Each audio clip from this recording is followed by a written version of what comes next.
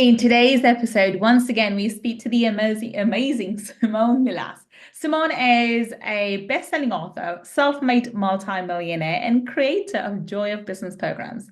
As seen in Forbes, Huffington Post, Mindvalley, and many other media outlets, Simone is an innovative business leader, best-selling author, and a global speaker. Simone's capacity for wealth creation catapulted her from $187,000 in debt to being a multimillionaire with a thriving and diversified portfolio. And today we are asking Simone how we can get out of debt joyfully. Let's find out.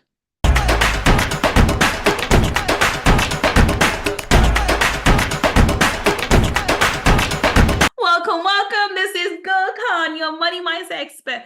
And today, once again, we have the brilliant, the amazing, the fantabulous lady before us, Simone Milasas. Welcome, Simone. Thank you, Golkan. Thank you for having me on here. Thank you so much for coming back, Simone. We had such an amazing conversation with you on Friday Feature, so we had to have you Money Talkies. So thank you so much for coming back. Now, Simone, everyone's heard your intro once again. They know how brilliant you are, but please, in your own words, tell everybody what it is that you do. Well, I am an access consciousness facilitator, and I do many different things. I own over the years, I've got many different companies, projects, businesses, investments, etc. But as what we're talking about today, my whole story of money has gone through so many different phases, from avoiding it to having it, to spending too much of it, to being hugely in debt, to actually making the choice to get out of debt and create more wealth, and even getting complacent about the wealth that I have, and then realizing that and going, okay, maybe there's something else possible.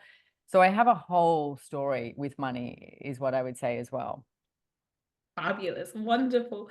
So today's topic, it's all about getting out of debt joyfully. Now, off camera, you told me exactly what you did. So please tell everybody, why are you such an amazing person to talk about this? Well, okay, so getting out of debt joyfully, and I love the name of this, because people go, what? Joyfully? How do you add joy to getting out of debt? Because most people do this trauma and drama with it, and Dios mío, it's like, we're getting out, getting out of debt has to be hardship. No, what if it could be joyful too? Now, how did I get to that? Well, that's the name of my second book that I wrote, Getting Out of Debt Joyfully. And I found myself in a huge amount of debt. And I was, like I said, I've gone through so many different phases, because to be honest, it's like I loved business, but I never looked at the money side of it. And I remember this conversation I had with my father really early on, and he was an accountant, as I mentioned in the previous show, and he drew me this graph, like this pie graph, and he said, Simone, he said, you've got this part's creation, this part's finance, and blah, blah, blah. And he sort of drew it out for me.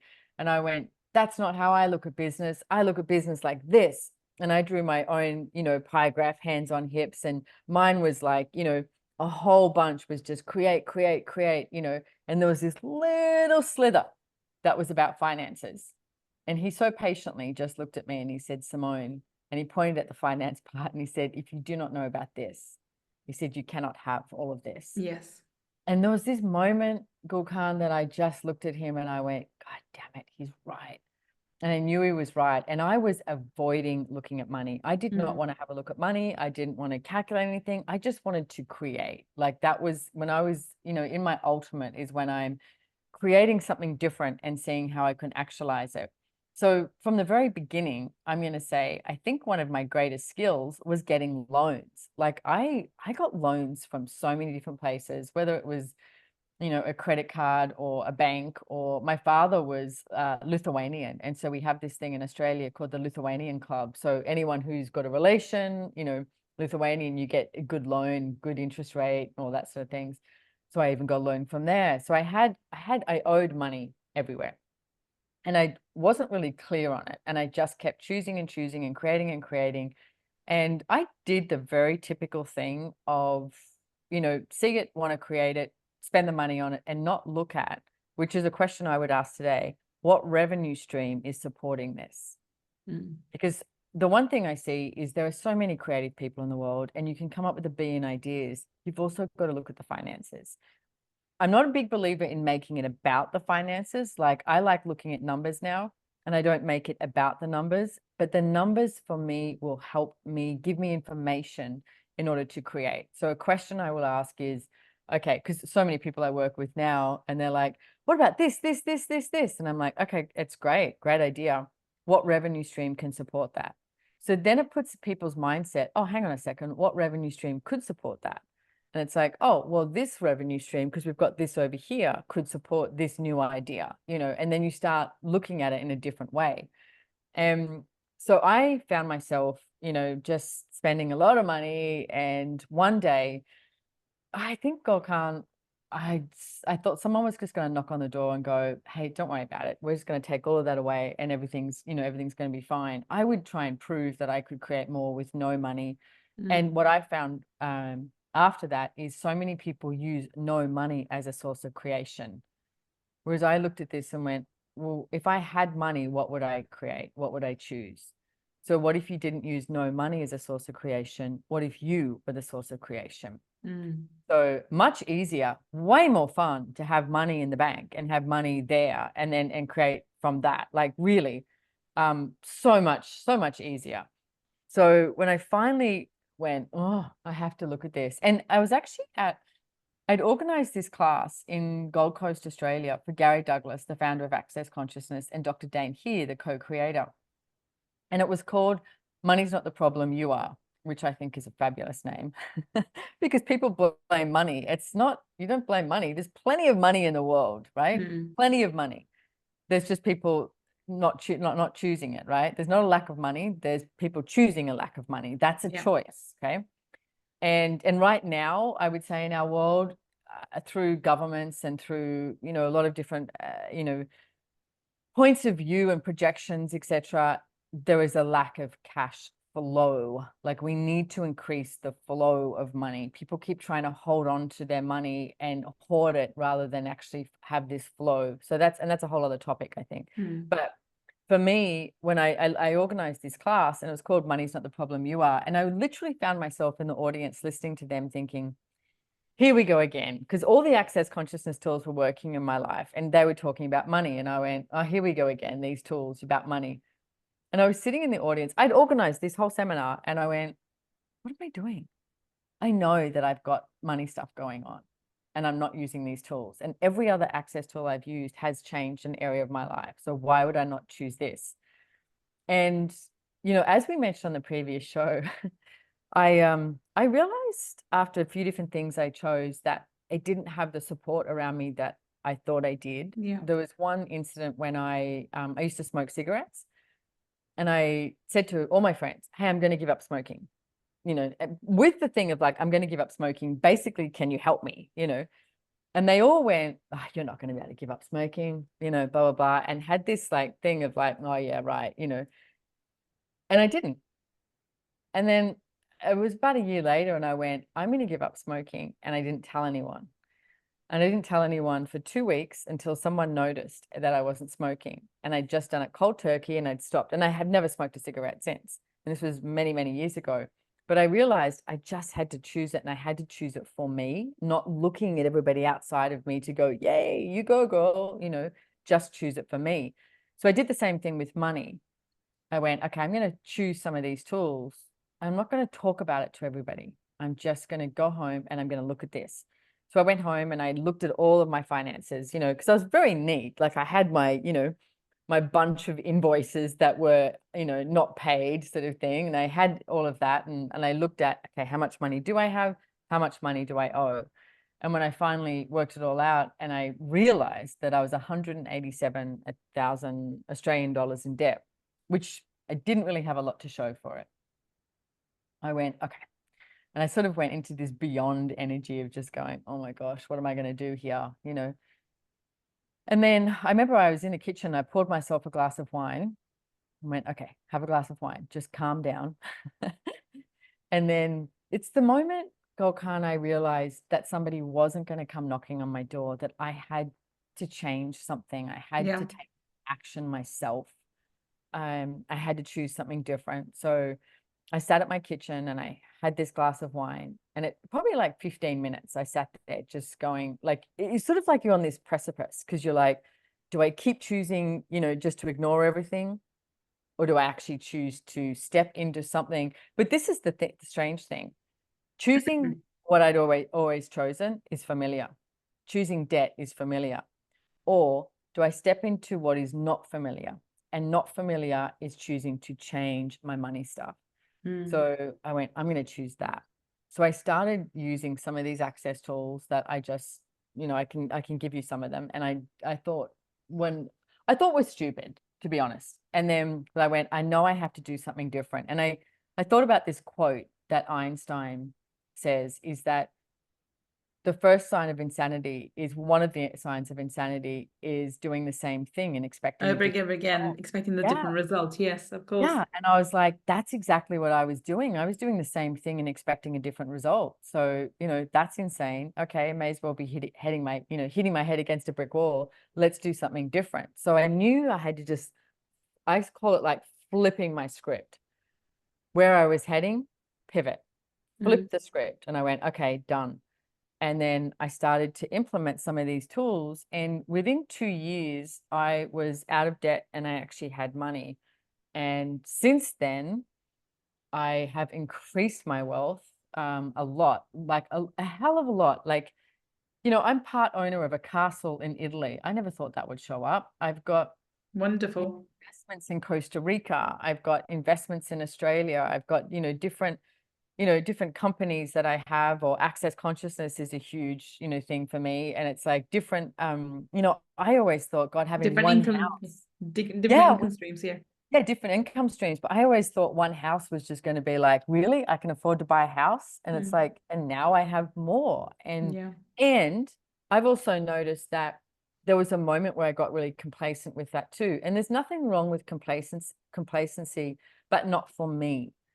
Like, and it's not like I've learned to relax too, like, because I'd get all like, stressed out and in a frenzy. And it's like, no, from relaxation, what other revenue streams are available? Like, what else can go up? So now I'm in a whole different realm of what wealth creation can be, and also what future, and this is really important to me right now, is what future can I create with the actions I take with the money I've made.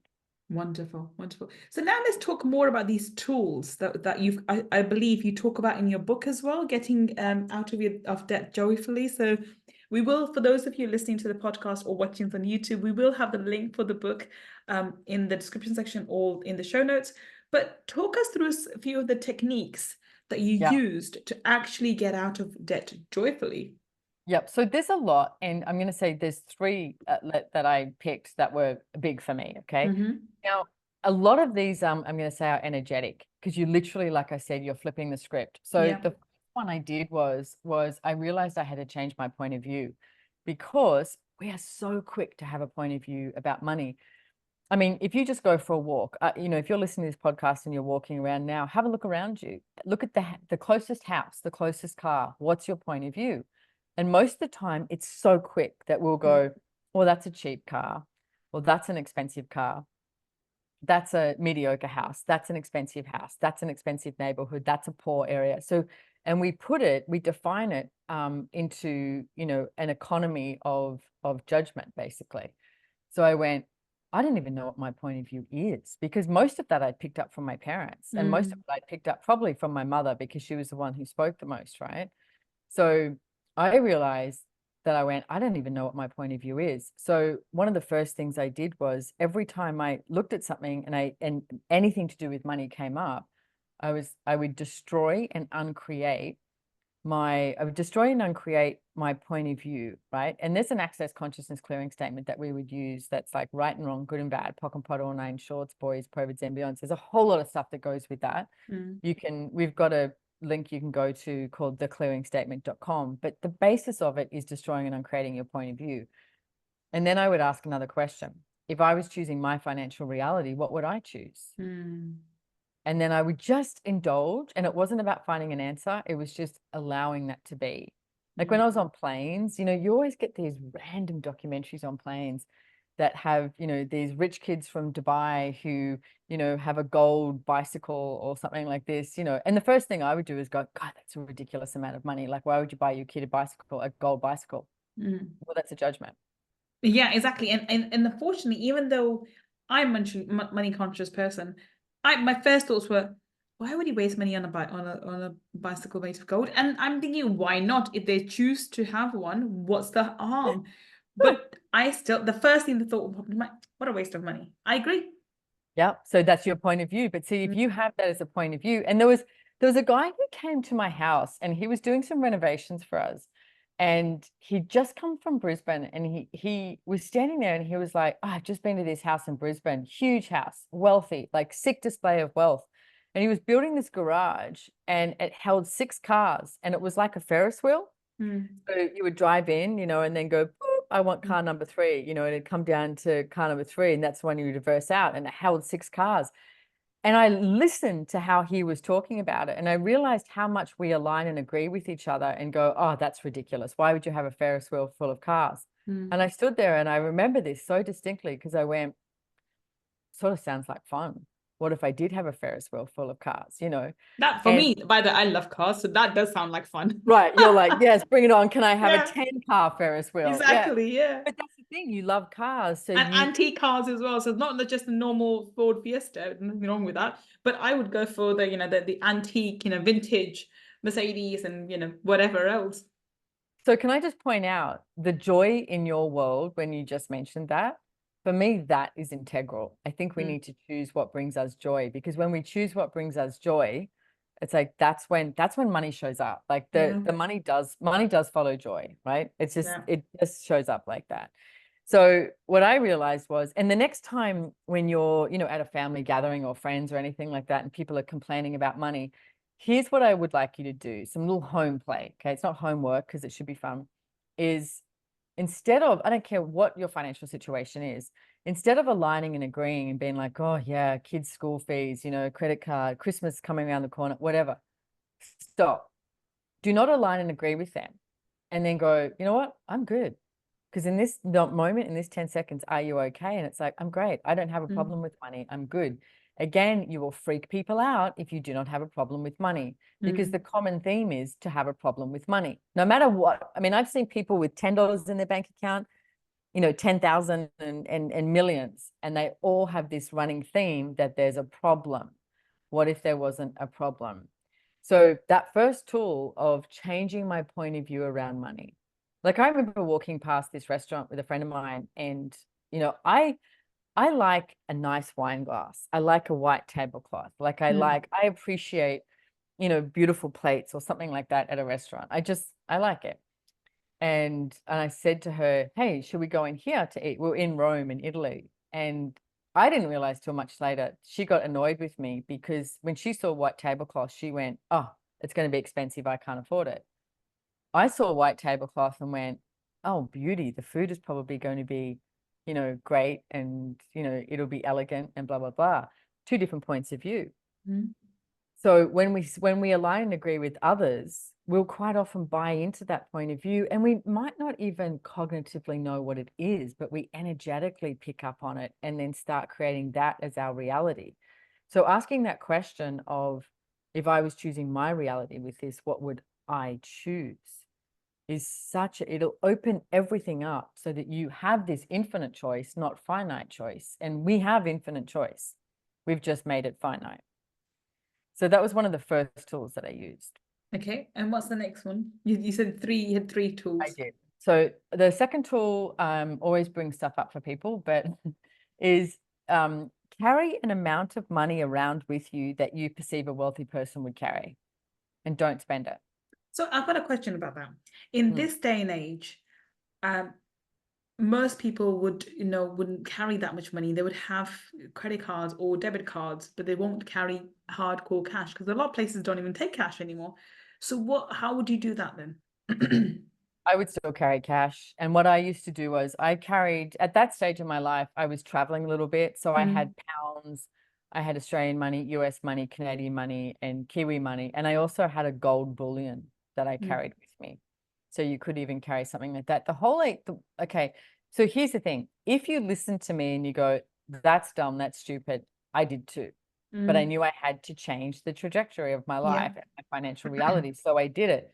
And what I noticed using this tool was within about a month or 6 weeks, I had this energy and I went, wow, what is this? And I went, oh, I actually have money. I had money on me. There was no time in my world where I felt scarce. I actually felt like I had money because I had money, and I would carry about $1,000 with me. Like I said, in the various currencies. And it just gave me a different energy with money. So if you want to choose it, choose it. I still think, I mean, there's plenty of cash around too. I love cash. I love supporting anyone who does cash too.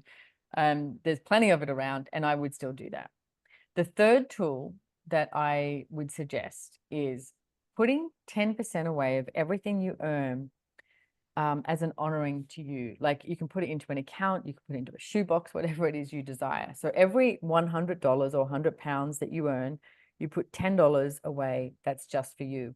And this made no sense to me.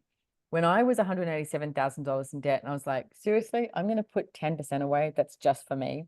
It's not for a rainy day. It's not for, the unexpected bill. It's not to help out a friend. It's literally just for you. It's an honoring account.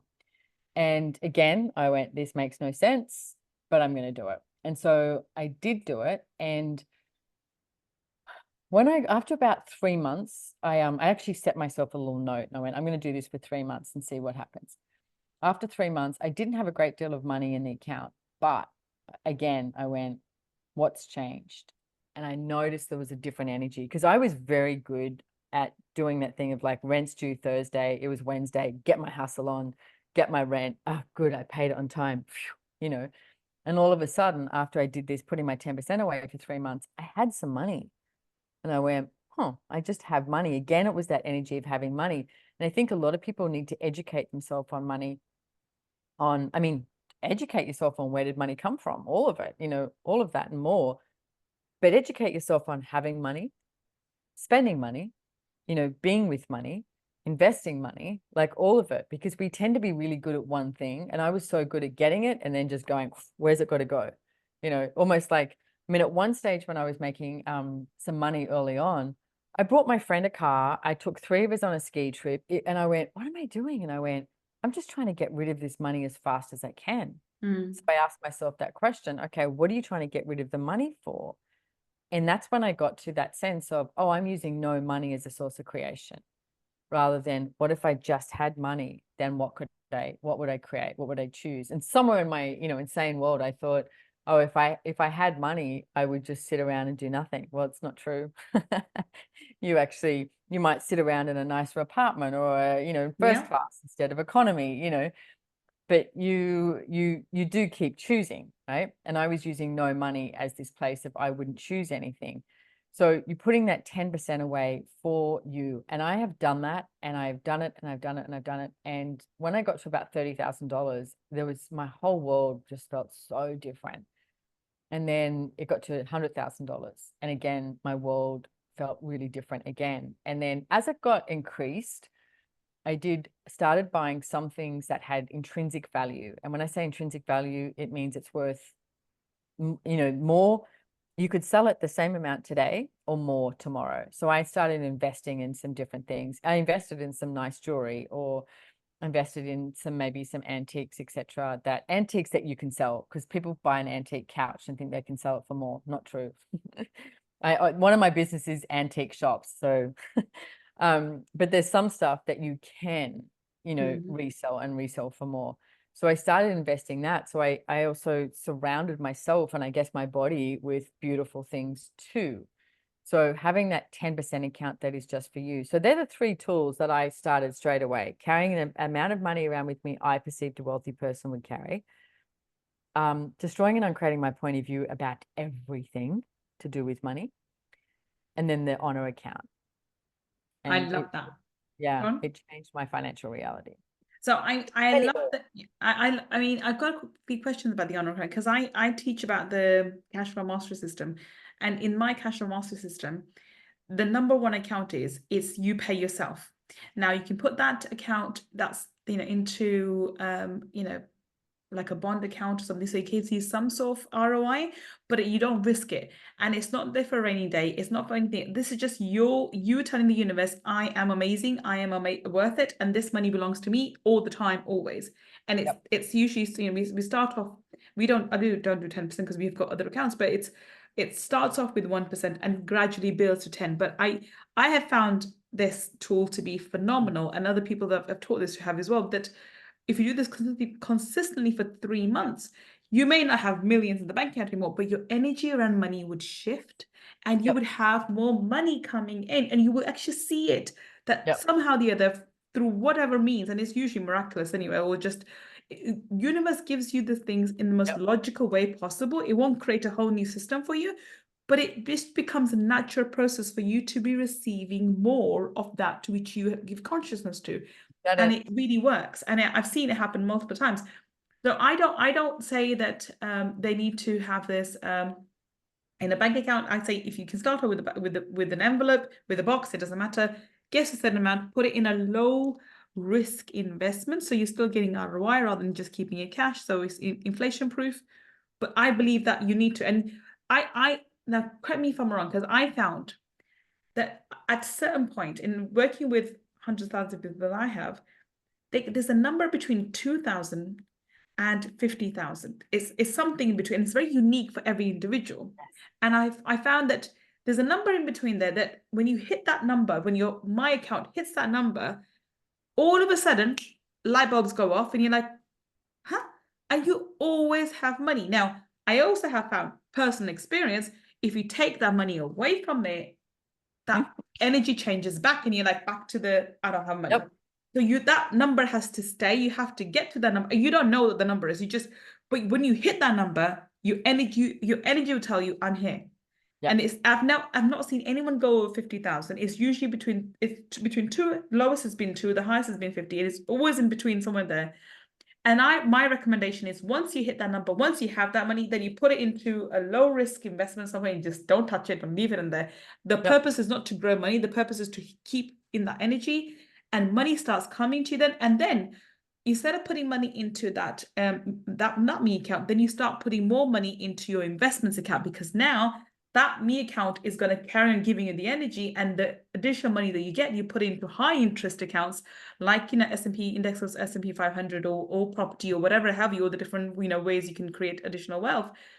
But now it's like perpetually growing more and more wealth, because that 2, 10, 5, whatever thousand is going to constantly give you the energy. I have money. I am wealthy. I have money. And that's all you need, right?